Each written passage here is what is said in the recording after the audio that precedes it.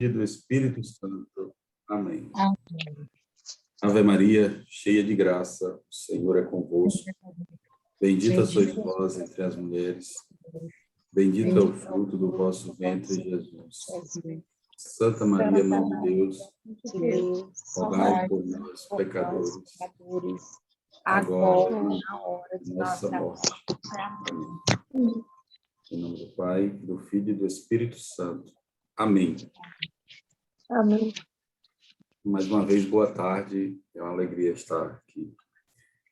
Boa tarde. Não sei quando é que nós vamos, se vocês têm planos ainda de voltarmos aos encontros, né? Mas Pois é, a gente está querendo voltar agora, ou depois, dia 23, ou depois, ou em maio, viu? sim, por enquanto nós Presencial, né? continuamos assim, né?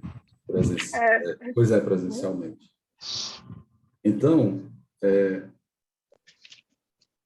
hoje nós vamos retomar o texto que nós estávamos vendo, que era justamente vou até colocar aqui.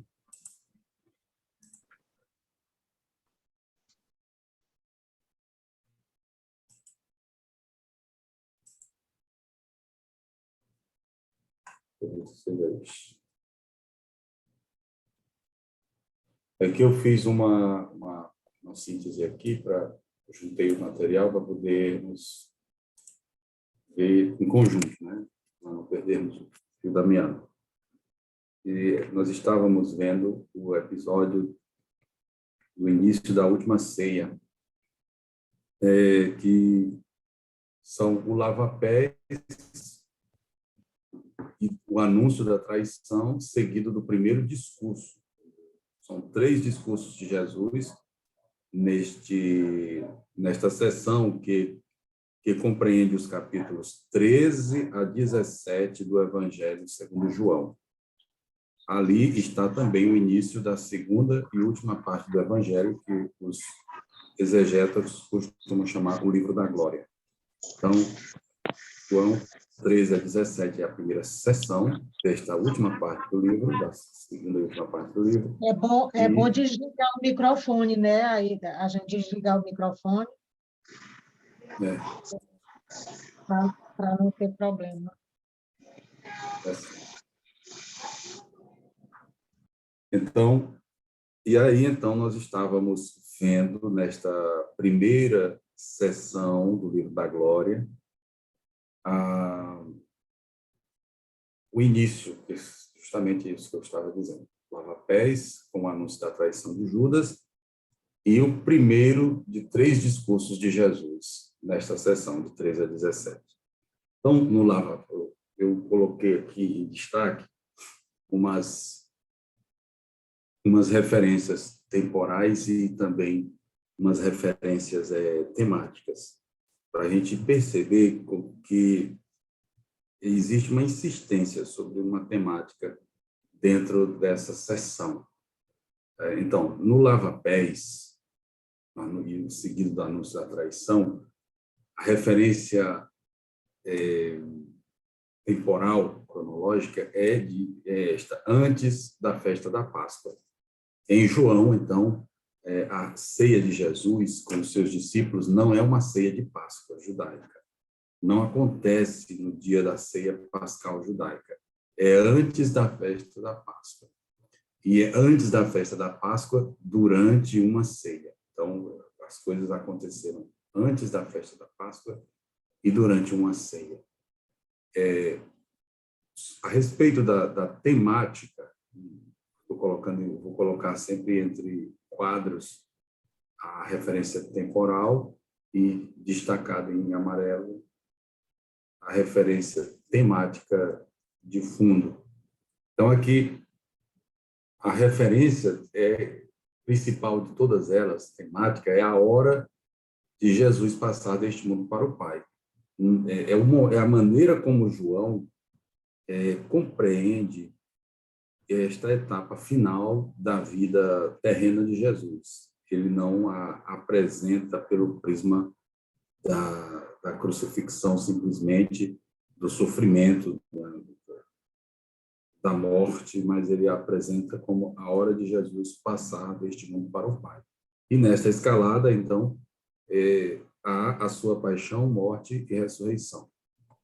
E como, para colocar em destaque exatamente esta temática, que é uma transversal ao longo dessa sessão, eu coloquei aqui em destaque a hora de passar deste mundo para o Pai.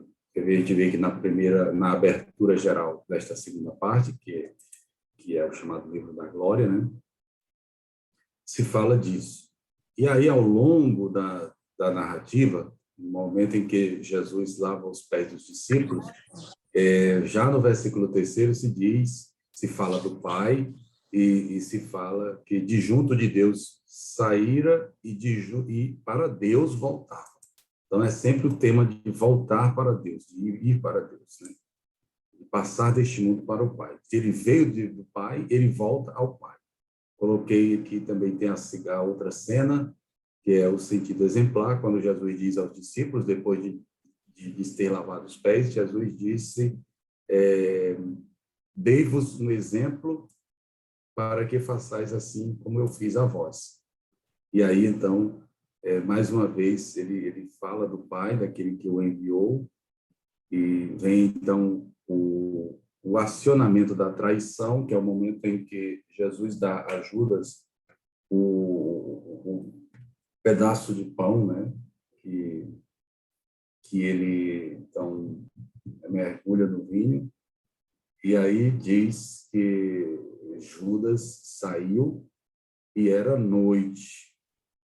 Além do mais, quando termina essa cena, com a saída de Judas, e era noite, abre um novo momento narrativo. Depois que Judas saiu, tá? Essa aqui, mais uma referência temporal de João. Depois que Judas saiu.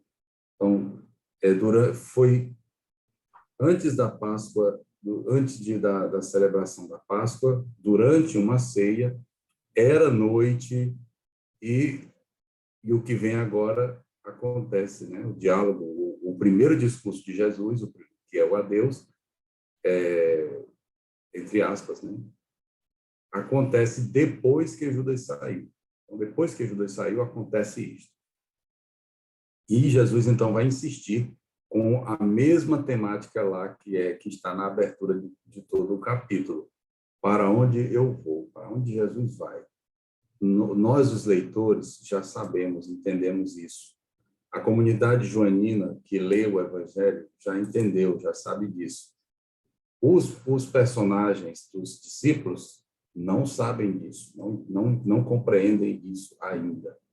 Então, o Evangelho está reforçando na comunidade joanina a convicção de que a hora de Jesus, sua paixão, morte e ressurreição, corresponde esse todo, né, paixão, morte e ressurreição, corresponde ao momento em que Jesus volta para o Pai, ou então que ele passa deste mundo para o Pai.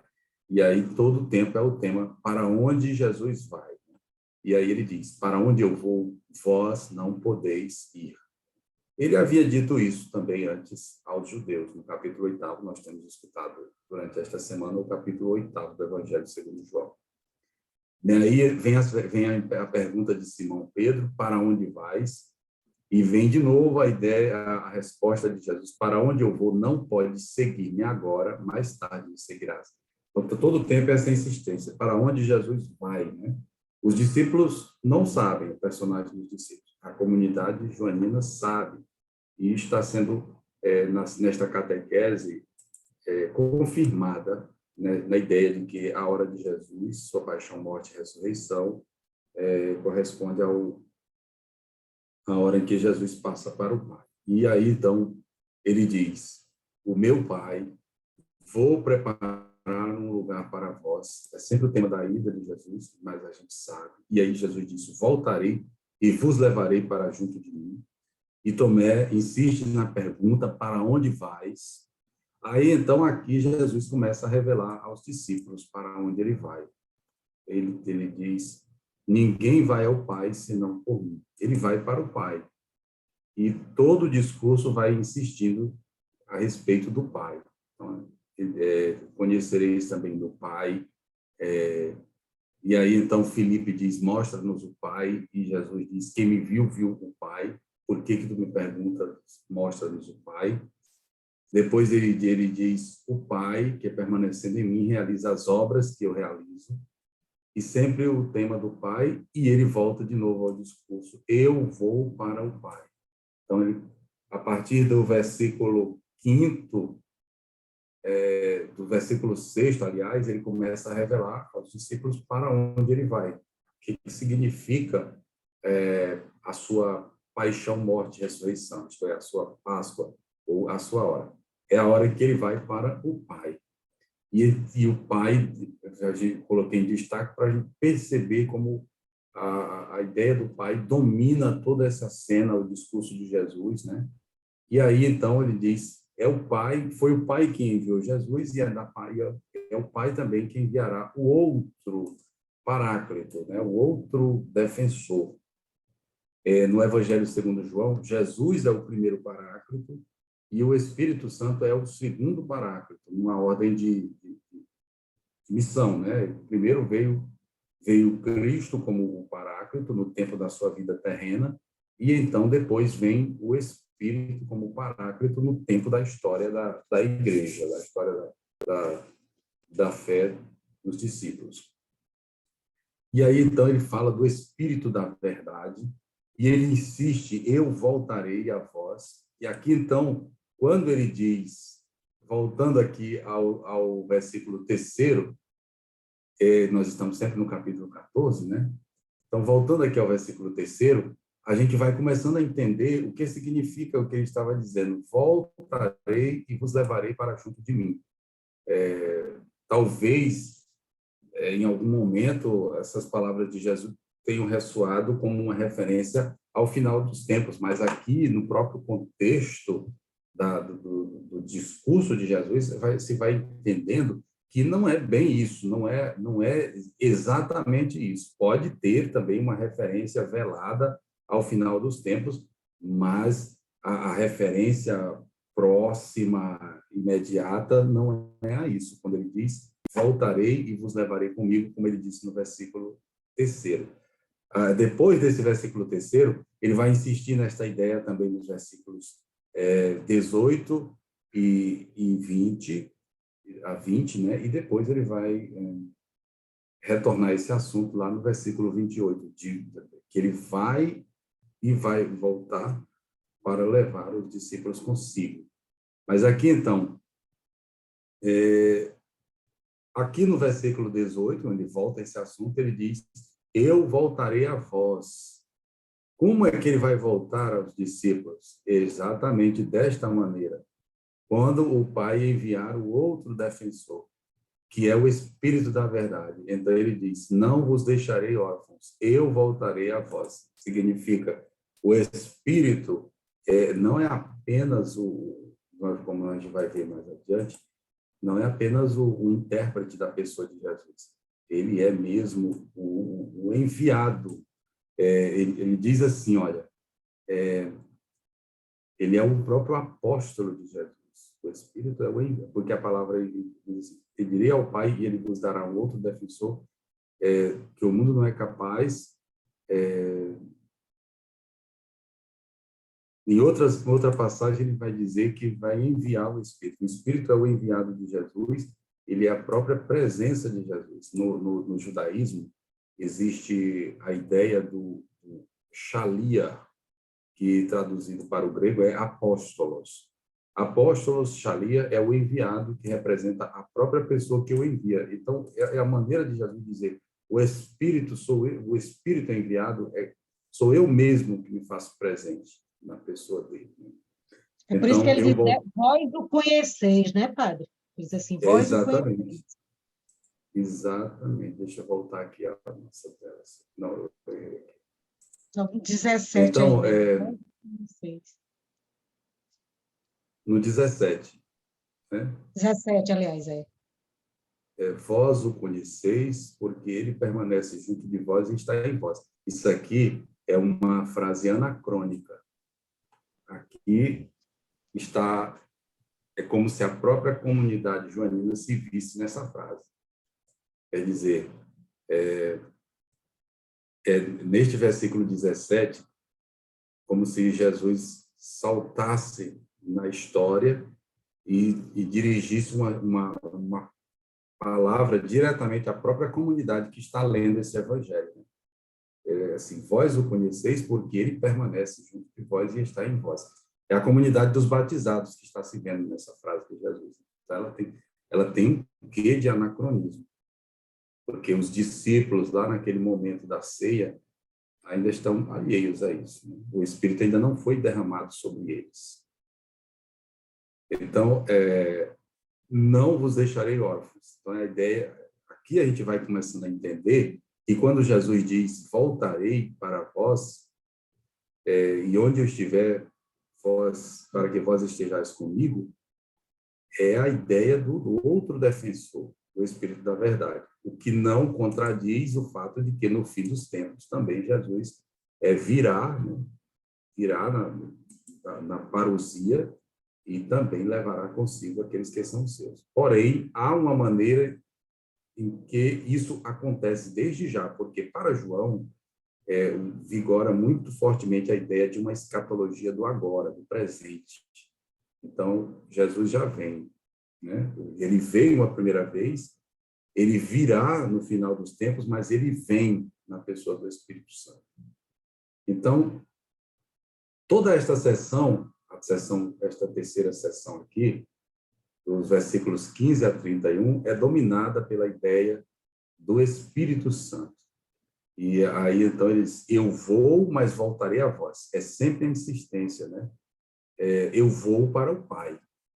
Está dizendo, ele já tinha começado a revelar que para onde ele ia, para o Pai, né?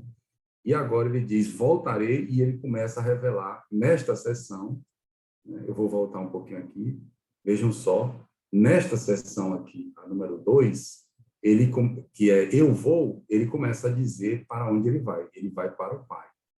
Quando Tomé diz, não sabemos para onde vais, ele diz, ninguém vai ao Pai senão por mim. Então, é ao Pai que ele vai. Então, a palavra que domina aqui é o Pai, é do Pai para onde ele vai, ou para o Pai. E nesta sessão seguinte, é do Espírito. É a do Espírito. Então, a gente vê como o Evangelho joanino é trinitário, verdadeiramente, né? Então, é o Espírito. Como é que ele vem? E não é somente ele que vem, né? Quem vem com o Espírito são ele e o Pai, como ele vai depois dizer, no versículo 23, né? Se alguém me ama, guardará a minha palavra, meu Pai o honrará, e nós viremos e faremos nele a nossa morada. Vou botar até em destaque aqui, só para não perder. Então, bem trinitário, né? Bem trinitário, exatamente. Então, assim, ele diz, vou, mas voltarei. E aí ele diz, como ele voltará? É o Espírito da verdade. Mas não só ele voltará, mas o Pai também virá com ele, né? Fará morada naquele que o ama e que guarda a sua palavra. É a comunidade joanina que se vê aqui, né? Então, assim, esta sessão é toda ela dominada pelo Espírito, pelo tema de eu vou, mas voltarei para vós, eu vou para o Pai, e o Pai e eu viremos e faremos morada naquele que me ama e que guarda a minha palavra. Então, são essas as três ideias. Só vamos trabalhar com duas hoje, porque nós já estávamos na terceira, né, quando começamos a reunião de hoje. Esse diálogo introdutório nós já vimos, que é justamente depois que Judas saiu. Eu marquei também aqui a figura de Judas, desde o começo aqui da apresentação, porque botei até marquei com cinza, né? O diabo, Judas Iscariotes. A gente vê que depois dessa sentença de abertura geral de toda a sessão, que é a segunda parte do Evangelho, que diz que é a hora em que Jesus vai passar deste mundo para o Pai, o próprio Jesus diz que virá, e ele virá ele virá pelo Espírito, e ele e o Pai virão. Então, assim, depois dessa sessão introdutória, vem vem o gesto de Jesus, que é o lava-pés, e que começa fazendo referência exatamente a durante a ceia, quando, né? Aqui não é que a coisa aconteceu, não é que Judas se mudou de ideia depois que viu Jesus lavar os pés dos discípulos, não. Não é que o gesto de Jesus de lavar os pés dos discípulos fez com que Judas mudasse de ideia e fosse entregar Jesus, não. Durante a ceia, o diabo já tinha seduzido Judas. Já tinha seduzido Judas. Então, não tem relação entre o gesto de lavar os pés dos discípulos e Judas ter ido entregar Jesus. Não. Ele já estava decidido a isso durante a ceia. Já tinha acontecido. E o agir, se o agir de Cristo, se é Deus que age através de Jesus, aqui há um contraste. É o diabo que age através de Judas Iscariotes. E o ato de Judas, do diabo através de Judas, é entregar Jesus. Então, aqui temos, de novo, no final desta unidade, o verbo entregar associado à pessoa de Judas, né? Não estáis todos limpos. Jesus está fazendo referência a Judas Iscariotes. E aí, então, é que vem a segunda sessão, que quando Jesus diz, vai explicar o sentido do lava-pés, ele diz, mais uma vez, ele faz referência a Judas, aquele que come do meu pão levantou contra mim o calcanhar. Ele está citando a Escritura, né?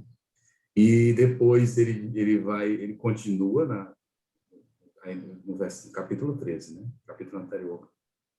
Ele continua dizendo, um de vós me entregará. E aí, então, a parte de Judas, por enquanto, vai ser encerrada aqui, antes de Jesus começar o primeiro discurso da última ceia. Então, Satanás entrou em Judas, no momento em que ele tomou o bocado, né, do pedaço de pão, Satanás entrou em Judas, e aí era noite e ele saiu. Ele saiu e era noite. Então, João tem todas esses detalhes que ele vai dando. Judas participa integralmente do lava-pés, mas, ao mesmo tempo, João diz que não foi por causa do gesto humilde de Jesus de lavar os pés dos discípulos e nem pelo mandato que ele deu de seguir o seu exemplo que Judas se desiludiu e saiu. O diabo já havia seduzido Judas e, no momento em que ele recebe o bocado da mão de Jesus, ele sai e vai fazer aquilo que foi fazer, né? Entregar a Jesus. Então, começa o segundo momento, o segundo ato, que é o primeiro diálogo de Jesus, e aí, então, que tem por referência a saída de Judas. Deste momento em diante, Jesus está falando somente aos seus. Judas não era um dos seus.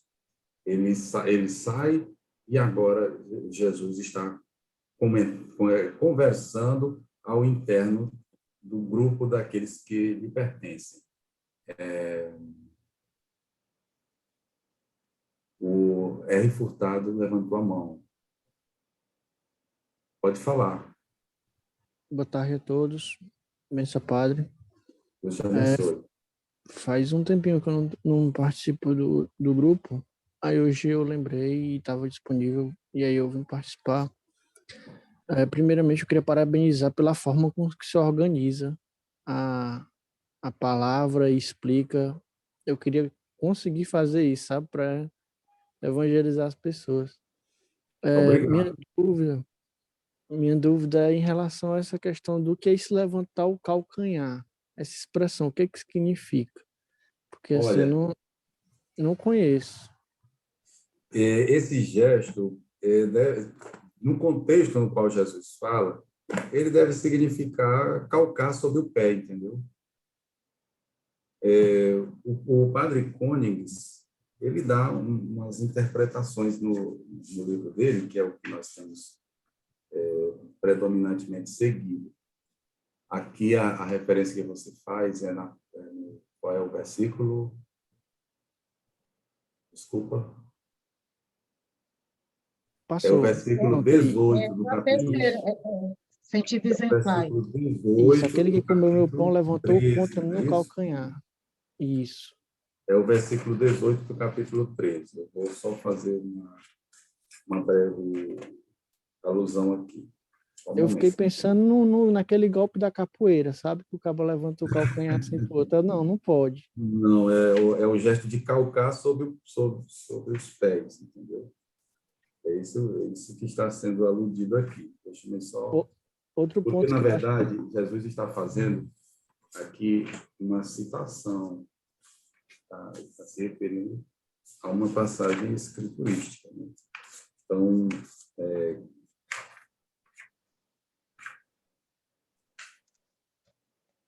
Se o senhor não tiver aí, tudo bem. não, Depois. eu tenho, eu vou fazer, olha aqui.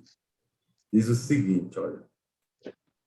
O escândalo de Judas, né? O primeiro passo do escândalo é o primeiro passo do escândalo da cruz, é o escândalo de Judas. Não contradiz a lógica de Deus, está na Escritura. Aquele que come do meu pão, isto é, aquele que recebe o meu benefício ou sustento, levantou contra mim o calcanhar. É uma citação do Salmo 41, versículo 9, entendeu? Também existe um paralelo, uma aproximação em Marcos 14, 18,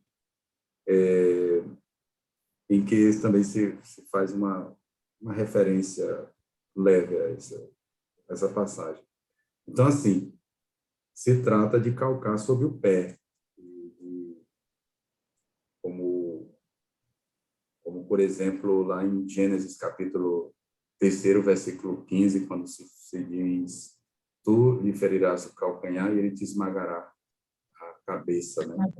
Só que ali é a referência ao Messias que vai esmagar a cabeça da serpente, né? Mas é o gesto de calcar o outro sobre o pé, né? Nessa Entendi. linha aí. E é uma citação do Salmo 41, versículo 9, viu?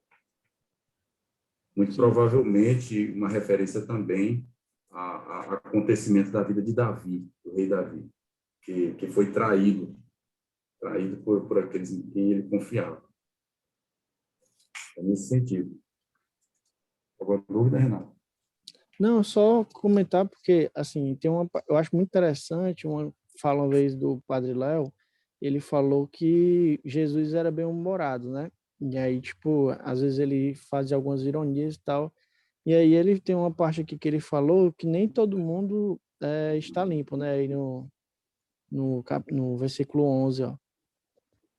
Não, porque, tipo, o Judas, ele não está limpo, né? Não. Ele não está puro, né? Como Jesus disse.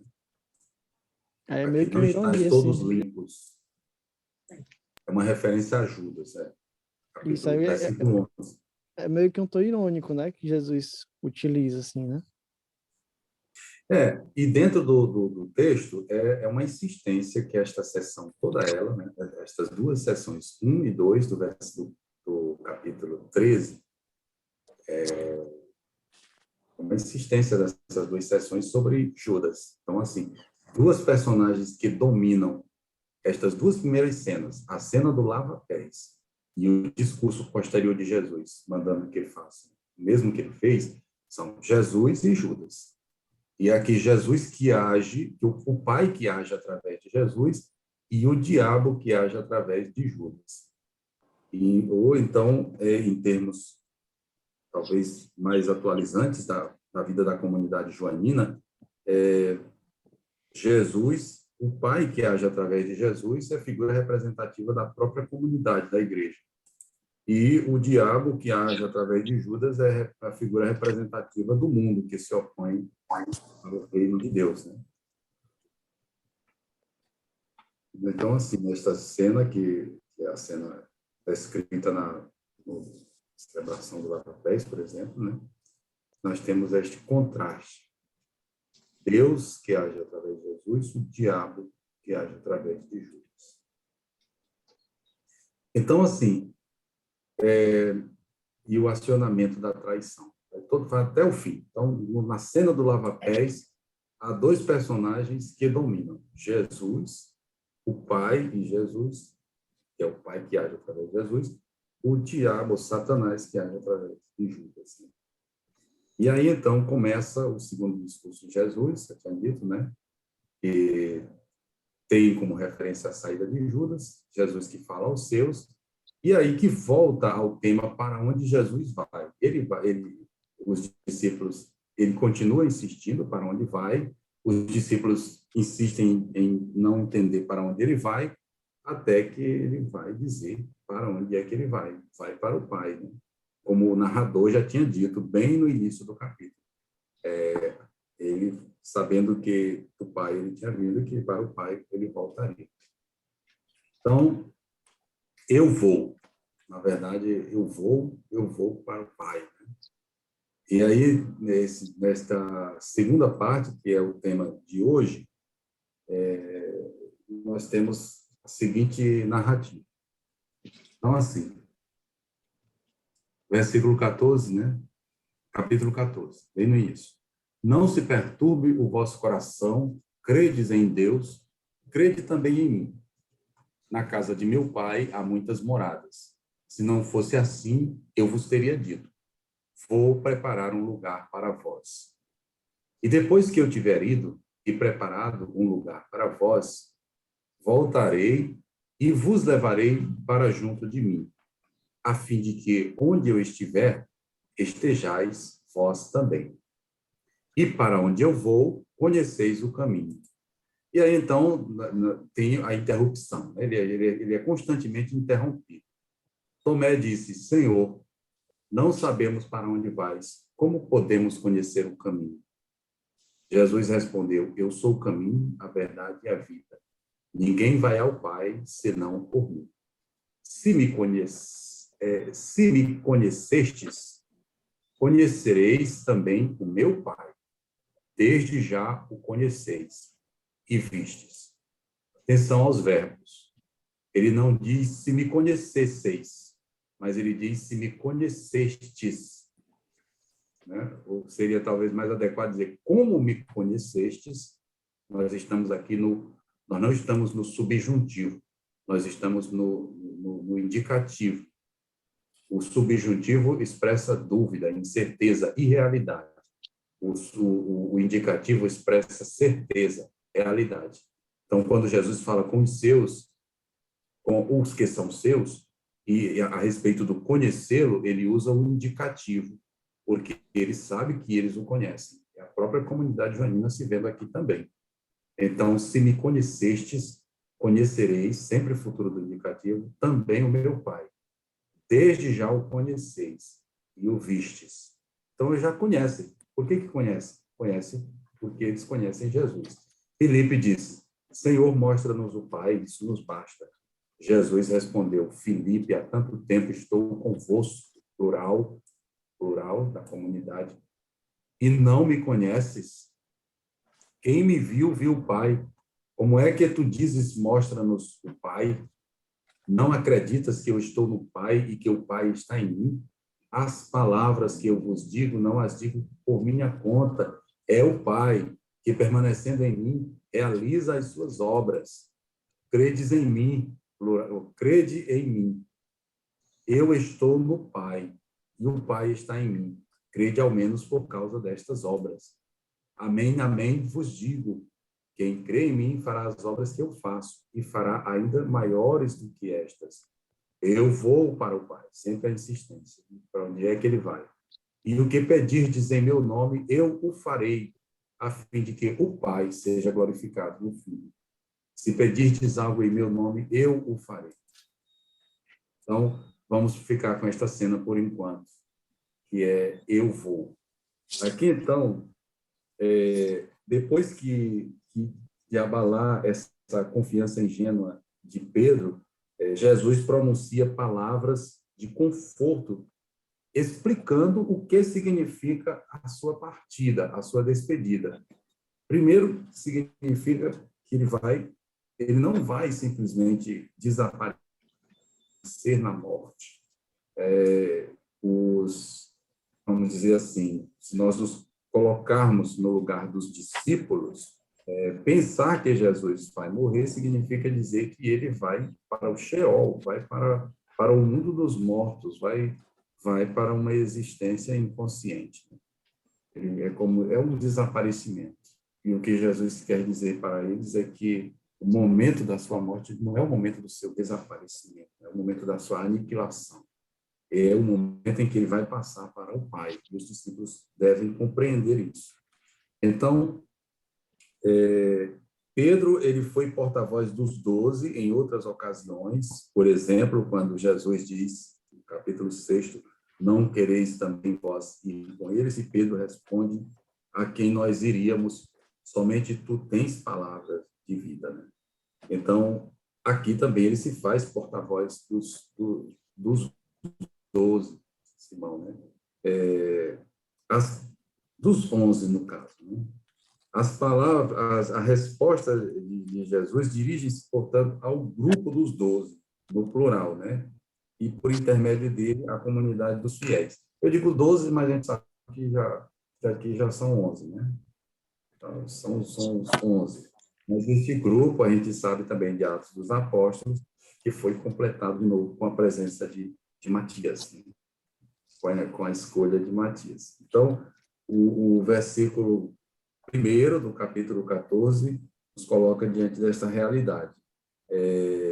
A perturbação do coração no Evangelho segundo João é a experiência do ser humano diante da morte. Olha, Jesus ficou perturbado diante da morte do seu amigo Lázaro, né? Ele ficou profundamente comovido. Assim, o Evangelho demonstra que Jesus era verdadeiramente humano, profundamente humano. Se ele fosse indiferente à morte do seu amigo, acharíamos isso estranho, dizer que ele se encarnou, que ele se fez um ser humano, se ele era indiferente à morte, por exemplo, de uma pessoa amada, como Lázaro. Então, João, ao mostrar que ele se comoveu, ele chorou diante da morte de Lázaro, ele também reforça aquilo que ele disse no início do seu evangelho. E o verbo fez-se carne, verdadeiramente carne, a ponto de chorar a morte de uma pessoa amada, né? Verdadeiramente carne, verdadeiramente humano. Então, e Jesus sabe disso, conhece que diante da morte de uma pessoa amada, como ele é para os seus discípulos, o coração se perturba. E aí, então, ele diz, não se perturbe o vosso coração, mesmo sabendo que, diante da experiência da morte, o coração humano se perturba, né? Especialmente da morte de uma pessoa amada. Depois que Moisés conduziu o povo de Israel através do Mar de Juncos, o texto de Êxodo 14, versículo 31, disse que o povo teve fé em Deus, né, no Senhor Deus, e teve fé também em Moisés. Ele está convidando os seus discípulos a essa mesma fé, porque ele está dizendo o que vai acontecer aqui é um novo êxodo. O que está prestes a acontecer é uma mudança radical da situação de escravidão para a liberdade. Então, credes em Deus, crede também em mim, como em Êxodo, capítulo 14, versículo 31, o povo acreditou em Deus, no Senhor Deus, e acreditou também em Moisés. Aí vem, então, o versículo 2º, aliás, esse conjunto todo, o versículo 1º, 2º e 3º, toda essa sessão lembra o fato da despedida de Moisés. É por isso que a gente ouve alguns comentaristas a essa sessão, João capítulo 13 ao capítulo 17, como se fosse um novo Deuteronômio, porque o Deuteronômio lá do Antigo Testamento, o 5º livro da Torá, é um longo discurso de despedida de Moisés, é o último discurso de Moisés. E aqui é como se fosse o Deuteronômio de Jesus, é o último discurso de Jesus aos seus, é o testamento espiritual de Jesus, como eles têm insistido em dizer. Então, de modo especial, esses 3 primeiros versículos do capítulo 14 lembram a despedida de Moisés. E Jesus é como o novo Moisés, Aliás, a apresentação de Jesus no Evangelho joanino se dá também à luz da profecia de Deuteronômio, capítulo 15, versículos 15 e 18, capítulo 18, versículos 15 e 18, em que Moisés diz que Deus mandará um outro profeta como ele. E a comunidade joanina vê em Jesus a realização daquela profecia do outro profeta como Moisés em Jesus. Então, a morte de Jesus é, em certo sentido, uma preparação para um êxodo, para a entrada na Terra Prometida, para a experiência de libertação.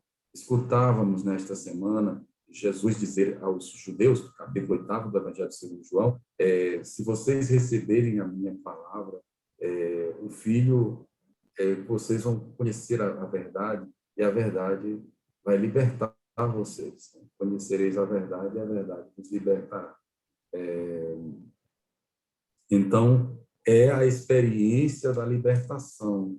Ele diz, e os judeus ali, no capítulo 8, respondem, nós somos filhos de Abraão, não somos escravos. E aí Jesus diz, quem comete pecado é escravo do pecado. Mas se o Filho vos libertar, sereis livres.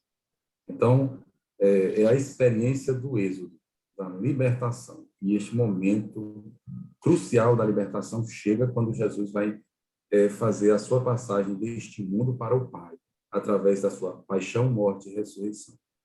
Então, Jesus também diz, na casa do meu Pai há muitas moradas.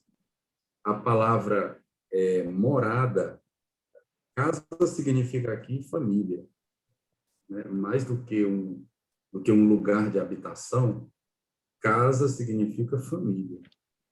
É a família de Deus. Às vezes, até mesmo no uso coloquial, ou a gente encontra também em textos mais eruditos, a expressão casa é uma referência à família, à descendência. Casa de Davi, quer dizer, a descendência de Davi. Então, aqui a casa do meu pai é uma referência à família de Deus, à descendência de Deus. Então, e depois ele diz, há muitas moradas. A palavra morada aqui deriva da mesma raiz, em grego, né? Deriva da mesma raiz do verbo permanecer, ou morar, né? Permanecer. Porque quando ele diz permanecer no meu amor, ele está dizendo morai no meu amor. Então, onde a gente encontra nas nossas traduções permanecer, na verdade, ele está falando morar, fazer morada. Então, ele dizer que a casa do seu pai há muitas moradas, ele está fazendo, em outras palavras, ele também está recordando tantas vezes a utilização da expressão permanecer. E isso pode evocar o permanecer unido a Jesus e ao Pai, o tema que voltará com frequência nestas palavras de adeus, como nós vamos ver. Então, permanecer em Jesus. A que ele deve estar aludindo aqui? Será que ele está fazendo referência à parousia, quando ele vier no final dos tempos? Ou será que ele está falando de algo que acontece desde já? Claro que no início dessa exposição, eu antecipei que não se nega que aí possa haver uma referência velada à parousia, mas a referência mais imediata destas palavras de Jesus é a parousia do presente, aliás, é a escatologia do presente, aquilo que acontece no hoje, no agora. Quem crê, quem recebe Jesus, quem ama Jesus, quem acolhe a sua palavra, o Pai o amará e como ele diz, nós viremos e faremos morada nele. Então, a morada, na verdade, dizer assim, o justo mora na casa do Pai, faz morada na casa do Pai, a partir do momento em que ele acolhe a palavra de Jesus, em que ele ama Jesus, e assim o Pai e Jesus o amam e vêm e fazem morada nele. Assim é que o justo, desde já, tem morada na casa do Pai. E ainda mais. Desculpa. Hein, Paulo? Como? Claudomiro. Ele Sim. faz referência a isso justamente também quando ele fala para Marta, né, lá na ressurreição de Lázaro, que ele diz que quem vive e crê em mim, né, não morrerá jamais, né? Sim, Fala sim, dessa permanência, né? Daquele que crê. sim, exatamente. Aqui no chat, eu não sei, eu sou meio tá aqui a Deusene está dizendo que eu gosto desta frase. Na casa do meu pai, muitas moradas. E a gente pode pensar também que a casa do pai é o próprio Jesus, né? Porque ele, se pensar que ele é o novo templo, e que o templo, na concepção dos judeus, era a própria morada de Deus, a casa de Deus é o próprio Jesus. Né? Só que o justo faz morada nele quando o ama, e aí então o justo é que se torna morada dele e do Pai. Né? E, claro, há uma referência velada, sim, a a escatologia no sentido estrito da expressão, isto é, a parousia de Cristo, a sua vinda para levar consigo os que são seus. Mas existe uma escatologia do agora, do presente. Então, depois, nos versículos 4 a 6, que Jesus, para provocar a compreensão, ele mesmo, né, no versículo 4, puxa um assunto, né? Para onde eu vou, conheceis o caminho. Até aqui, como é que os discípulos conhecem o caminho, né? Ele faz uma afirmação que nem mesmo os discípulos fariam. Isso provoca um assunto, como dizer assim, provoca uma revelação nova. Ele estava falando, eu vou, mas vocês não podem ir. Pedro, que insiste em dizer, eu vou, eu daria minha vida por ti, ele diz, para onde eu vou, tu não podes ir agora, mas tu irás depois. E aí, para onde é que ele vai? Ninguém sabe para onde é que ele vai, o que ele está querendo dizer com isso, né? Ele já tinha dito isso para os judeus anteriormente, né? E eles disseram, será que ele vai se matar? O que ele vai fazer? E aí, então, agora, ele mesmo provoca no versículo 4, para onde eu vou, conheceis o caminho. E aí, então, essa é a ocasião para Tomé. Tomé, ele é dos discípulos de Jesus, aquele realista, né? Quando por exemplo, ali no capítulo 11, Jesus está do outro lado do Jordão e decide voltar porque Lázaro morreu, então, os outros discípulos dizem para Jesus, olha, mas eles estão querendo te matar lá, o que não vai fazer por lá? E Tomé diz, olha, vamos e morramos também com ele.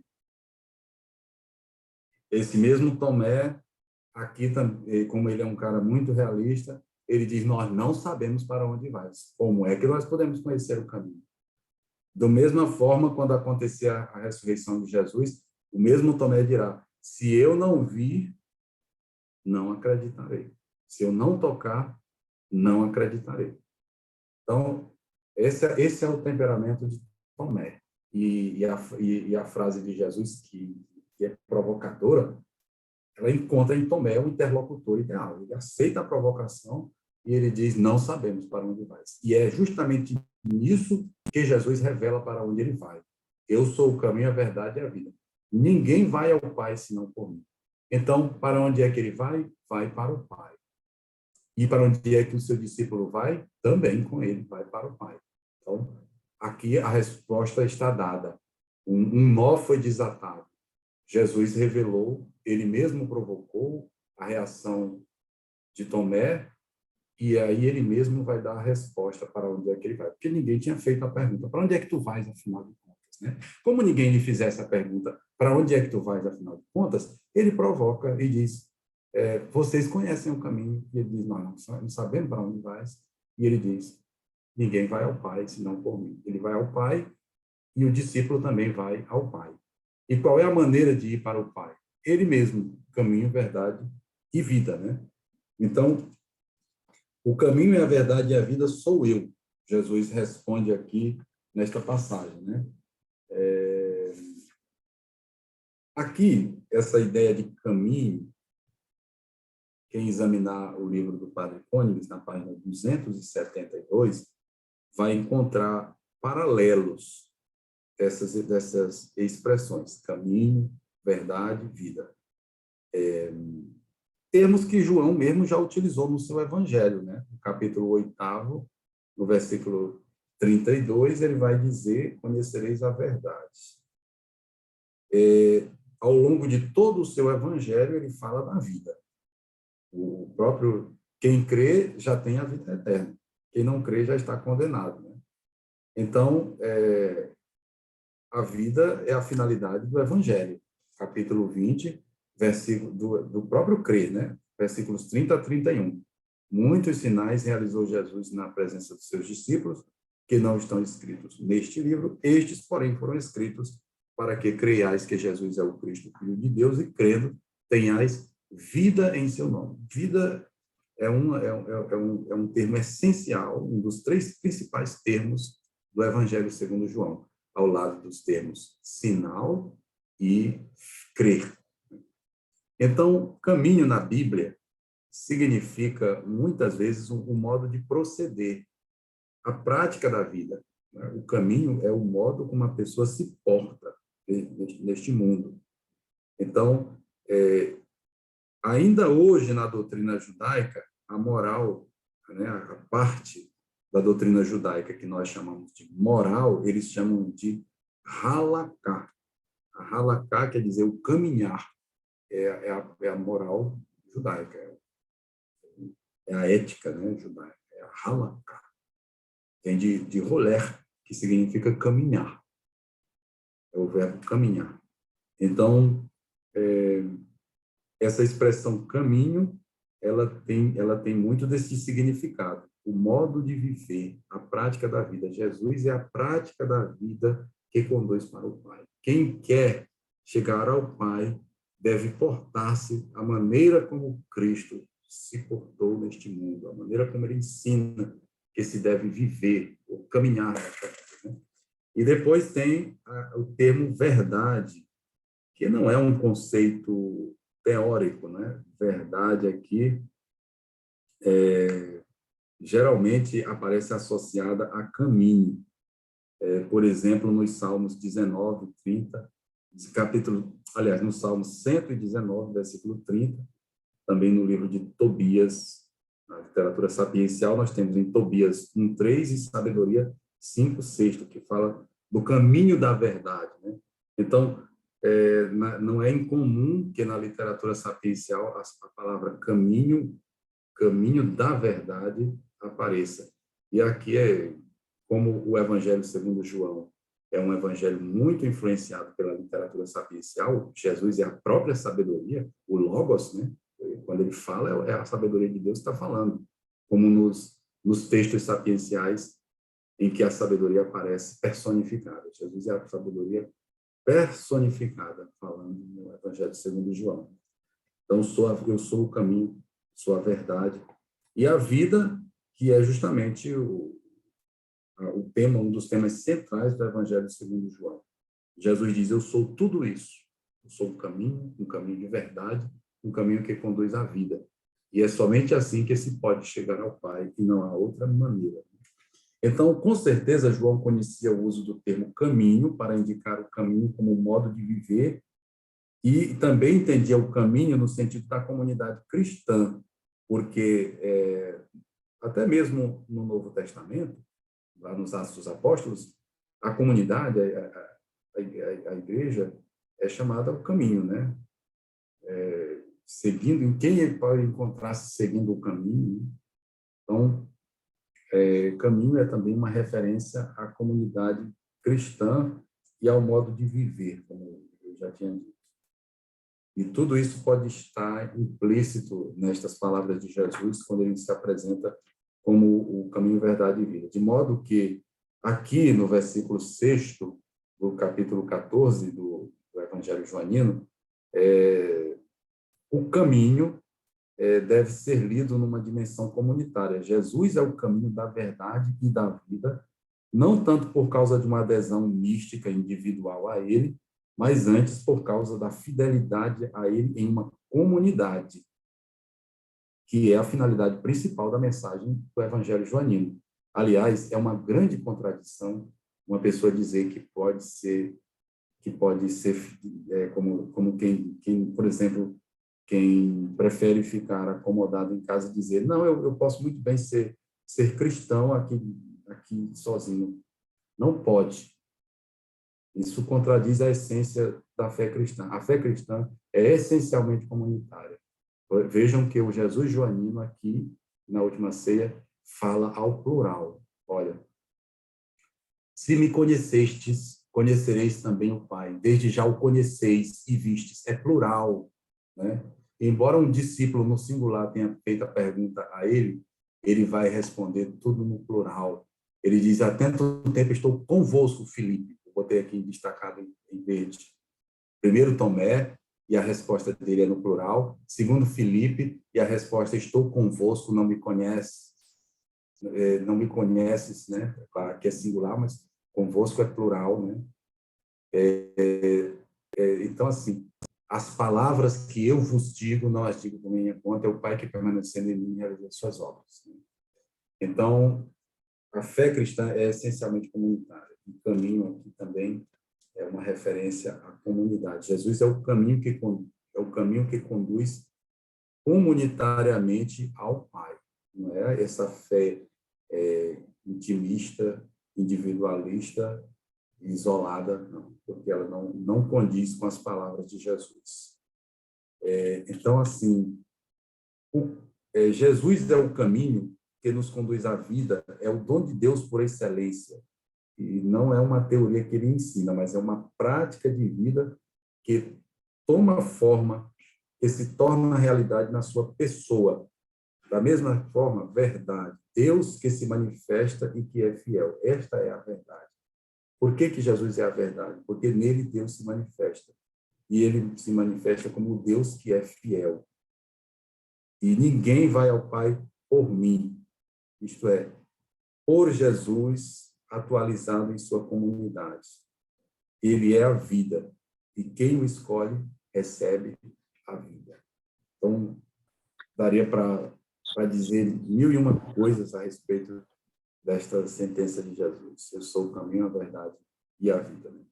Isso encontraria na teologia bíblica infinita referência. Seria preciso, dá para fazer como se diz, dá para fazer uma tese a esse respeito.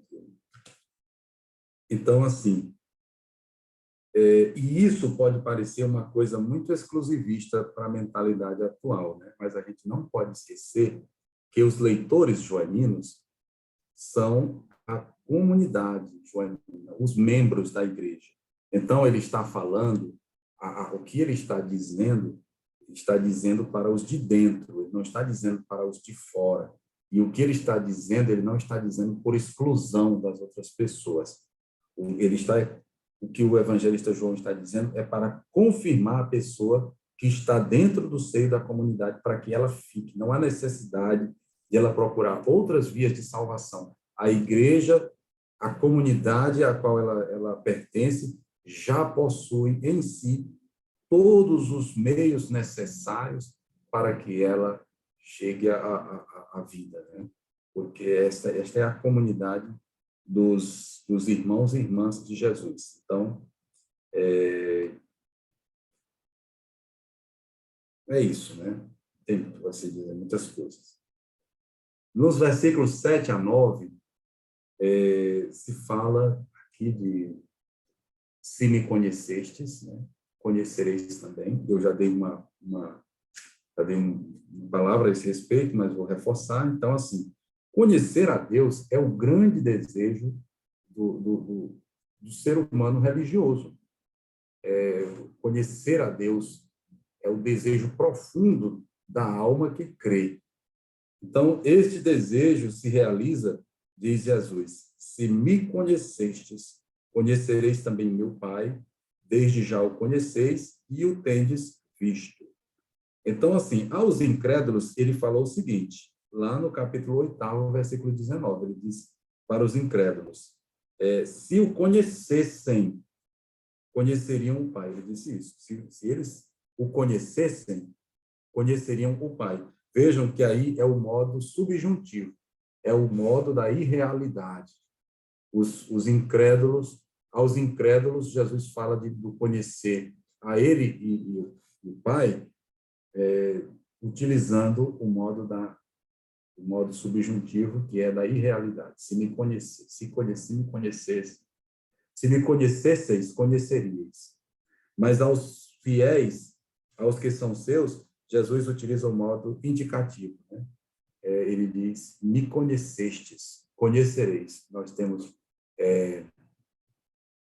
um pretérito perfeito, conhecestes, do indicativo, e temos um futuro do indicativo, né?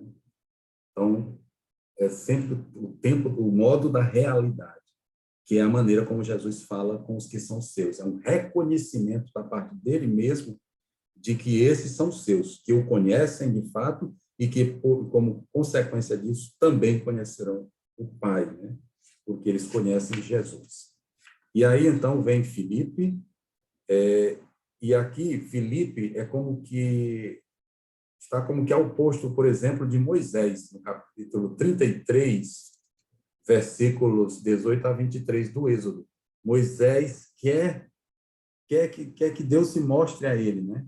E aqui também Filipe diz, mostra-nos o Pai. Isso nos basta, né? Mas, no caso de Moisés, Deus passou diante dele, mas me cobriu o rosto, porque de fato não é possível ver a Deus, não nesta vida mortal. Não se pode ver a Deus nesta vida mortal. Então, para saber se Deus está presente e como Deus basta olhar para Jesus, especialmente na hora em que ele vai provar o seu amor até o fim, como diz o início deste capítulo 13, do capítulo 13 desta sessão. Pois Deus é amor e se dá a conhecer em Jesus quando este dá a sua vida por nós. Sobre ainda esse tema de ver a Deus, nas Escrituras, essa expressão ver a Deus, ela tem diversos significados, né? Por exemplo, nós temos em Êxodo 24, né? Ver a Deus significa um ato religioso festivo na presença de Deus, quer dizer, celebrar na presença de Deus, o que corresponderia, na verdade, a ser visto por Deus, né? E depois poderia ter um outro significado, que é experimentar a presença de Deus. Ver a Deus no sentido de experimentar a presença de Deus. Nós temos em Mateus, capítulo 5, versículo 8, em que Jesus diz, bem-aventurados os que têm puro coração, porque verão a Deus. Aqui nós estamos provavelmente diante de um significado mais estrito, que é a visão de Deus na ressurreição dos justos, né? Quem tiver puro coração, na ressurreição dos justos, verá a Deus. Então, assim, parece impossível ver Deus aqui na terra, mas em Jesus temos toda a visão de Deus que podemos desejar. E esta é a mensagem de João. João diz assim, no capítulo... Primeiro ele diz, no capítulo 1, versículo 18, ele diz, a Deus ninguém jamais viu, mas o unigênito, que desde sempre estava na presença do Pai, nulo revelou. Depois ele diz, no capítulo 6, versículo 46, não que ao Pai alguém tenha visto, a não ser o que é a partir do Pai. Este viu o Pai, isto é, só Jesus viu o Pai. E por isso, então, quem quiser ver o Pai, ele que viu o Pai diz, quem me vê pode ver o Pai. Somente ele viu o Pai, né? Dos que estavam neste mundo. Então, nós temos em Jesus aquilo que os judeus chamam de Shekinah, que é a própria presença de Deus. A própria presença de Deus. Quando ele diz, quem me viu, viu o Pai, e aí ele diz ainda mais assim, nós estamos aqui no versículo 10º, né? não acreditas que eu estou no Pai, que o Pai está em mim. Aqui é a própria ideia da Shekinah, da inabitação salvadora junto ao povo de Deus. Se o povo cria que Deus se fazia presente no seu meio por causa da Arca da Aliança, a comunidade cristã crê que Deus se faz presente no seu meio por causa de Cristo. Né? Então, assim, a própria inabitação salvadora de Deus é Jesus Cristo. Ele é a Shekinah, aquilo que os hebreus chamam, a presença, né? A Shekinah quer dizer a presença. E é o próprio Jesus também, no capítulo 10 deste evangelho, versículo 30, diz, eu e o Pai somos uma só coisa. Então, se não acreditarmos porque Jesus o diz, é o que Jesus, então, está dizendo aí, então acreditemos, pelo menos por causa daquilo que ele faz. Quer dizer, se suas palavras não forem suficientes para suscitar a fé, que suas obras confirmem suas palavras. E ele tem obras suficientes para confirmar aquilo que ele está dizendo. Então, a obra é a maneira como Jesus chama os sinais que ele realiza, porque Jesus tem uma compreensão superior dos sinais que João demonstra na mudança de vocabulário. De sinais na boca de Jesus se ouve a expressão obras. Então, no versículo 12, quando disserem que eu tenho que parar, eu paro, viu? Porque hoje só tenho compromisso. Quanto tempo mais eu tenho? Porque vocês também têm os compromissos de vocês. Até 5? Ou antes? Não, pode ser até 5, padre. Pode, né? Então, pronto. Pode. Então, assim, Jesus também diz o seguinte, ele diz assim,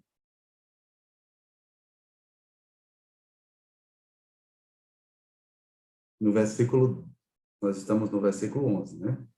12. Então, ele tinha dito, se não acreditais não acreditais nas minhas palavras, acreditai nas minhas obras. Porque as obras que ele realiza confirmam aquilo que ele está dizendo.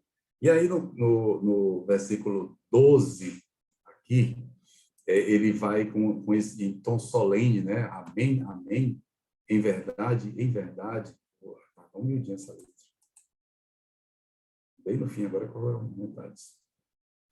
Então, assim, amém, amém, eu vos digo, eu estou no Pai e o Pai está em mim. Então, assim, ele diz ainda mais, olha, eu vos digo, quem crê em mim fará obras que eu faço e fará ainda maiores do que estas, por eu vou para o Pai. Quer dizer, fará maiores como? O tempo de Jesus, né, neste mundo está ali na narrativa de João, chegando ao seu fim. Então, a ele houve um tempo determinado e ele realizou as obras que realizou dentro daquele intervalo de tempo. E quando ele diz que quem crê fará ainda maiores do que estas obras que ele faz, não é maiores no sentido qualitativo, mas sim no sentido quantitativo. Porque fazer obras neste mundo maiores do que as de Jesus, qualitativamente é impossível. Mas quantitativamente, sim. Porque uns poderão dispor de mais tempo para fazer do que o tempo que ele teve neste mundo. Então, é nesse sentido que ele está dizendo. Fará maiores, talvez mais numerosas, a depender do tempo que você tiver neste mundo, né?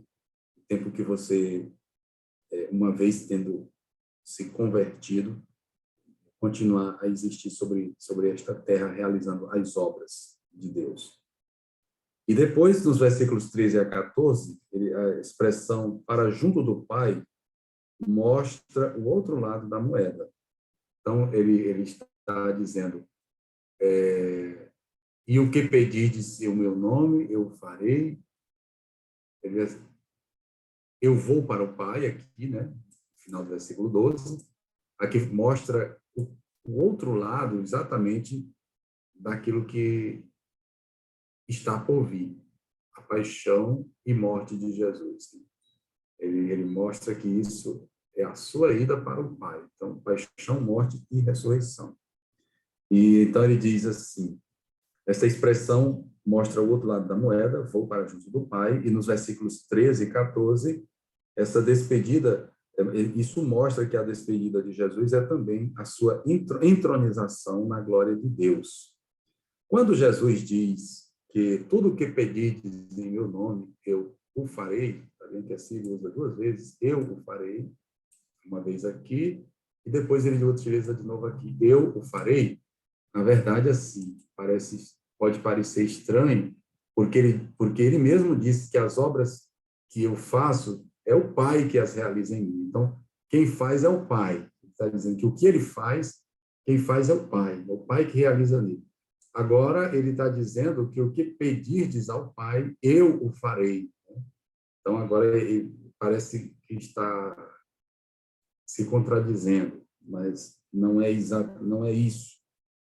Porque o sentido exato dessa expressão, eu o farei, é que a unidade na ação de Jesus e do Pai é tão forte que Jesus se torna aquele que age. Então, o que pedimos ao Pai em nome dele e dizer ele o fará, significa que, mesmo que o Pai realize, será obra dele também, porque ele e o Pai são um, e o que o Pai realiza, ele também realiza. Por isso eu farei. É uma confirmação da unidade entre ele e o Pai. Então, porque ele diz, porque ele poderia muito bem ter dito, o que pedirdes ao Pai em meu nome, ele o fará. Mas não é, eu o farei, porque ele está confirmando que o que o Pai realizar será obra dele também, porque ele e o Pai são um. Há uma perfeição da unidade. Então, o que no contexto do conflito com o mundo vale para o julgamento, vale também no contexto da fé para os pedidos dos fiéis. Vejam só, porque quando no capítulo 5º, versículo 22, Jesus diz que o Pai confiou ao Filho o julgamento do mundo, quer dizer, é o Filho que julga o mundo, do mesmo jeito, assim como o Pai confiou ao Filho o julgamento do mundo, capítulo 5º, versículo 22, também ele confiou realizar os pedidos dos fiéis. Agora, evidentemente, aqui nós não estamos nos referindo a pedidos caprichosos, né? Que tem gente que pede o que não convém pedir. Então, não é a pedidos egoístas nem caprichosos que Jesus está fazendo referência, né? E sim aquilo que verdadeiramente é consistente e condizente com a mensagem do Evangelho, como pedido ao Pai em seu nome. Por isso, então, é que, por exemplo, nas nossas celebrações, orações, quando elevamos nossas preces a Deus, sempre pedimos por nosso Senhor Jesus Cristo, o vosso Filho, que pedimos ao Pai pelo Filho, né? Por nosso Senhor Jesus Cristo, o vosso Filho. Invocamos a filiação de Jesus como exatamente a garantia de sermos atendidos naquilo que pedimos.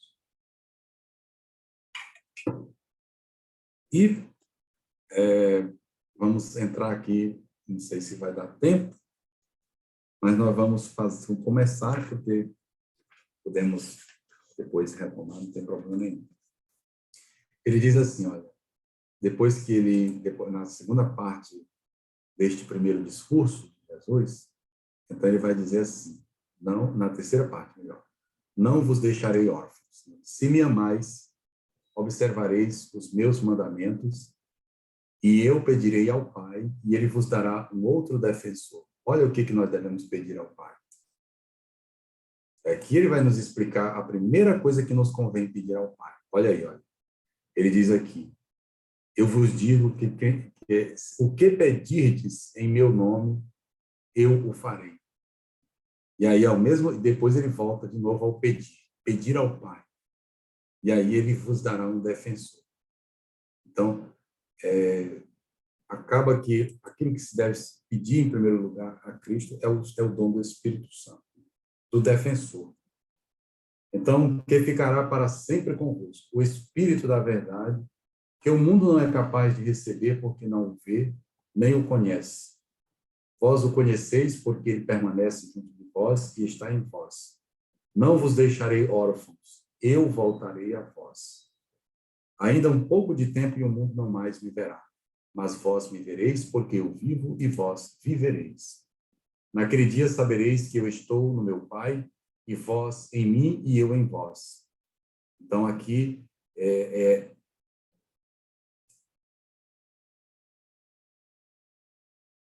esta frase aqui é o total envolvimento entre o Paráclito, o defensor, Jesus e o Pai e o fiel.